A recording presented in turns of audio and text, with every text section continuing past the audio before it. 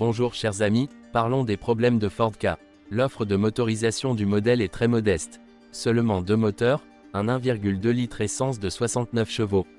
Il s'agit bien sûr de la conception de Fiat, connue pour les petits modèles, qui n'est pas dynamique ou particulièrement économique, mais reste bon marché à utiliser.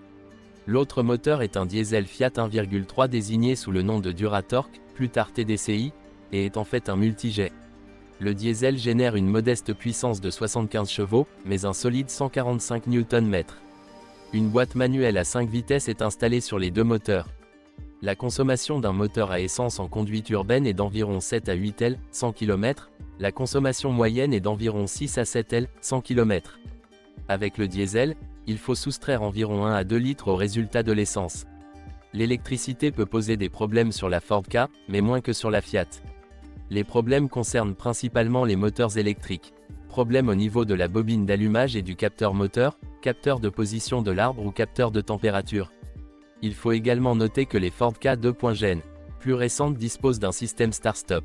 La batterie se recharge grâce à l'énergie récupérée pendant la conduite sans charge du moteur. Ces voitures sont équipées d'une batterie AGM, plus chère à l'achat, et d'un démarreur et d'un alternateur plus puissant. Le système électrique est légèrement différent de la version sans système start-stop. Cela s'applique aux voitures fabriquées depuis novembre 2010. En ce qui concerne les moteurs eux-mêmes, le moteur à essence de 1,2 litres ne présente que des problèmes électriques, que j'ai mentionnés, même s'il faut admettre honnêtement qu'ils sont assez mineurs et peu fréquents. Le moteur est adapté au montage d'installations TNG. Le diesel 1.3 multijet est structurellement la même unité utilisée dans d'autres Ford, Decray ou les modèles Opel. Son problème le plus grave est le système EGR et le tendeur de chaîne de transmission.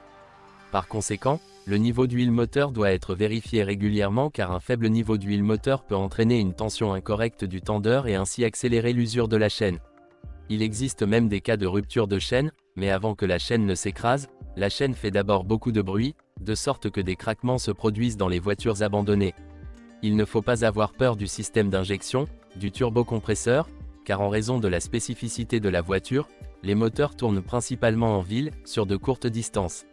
Un faible niveau d'huile affecte également la lubrification de cet élément. Heureusement, ce moteur diesel n'est pas équipé d'un volant flottant et l'embrayage est exactement le même que celui de l'essence.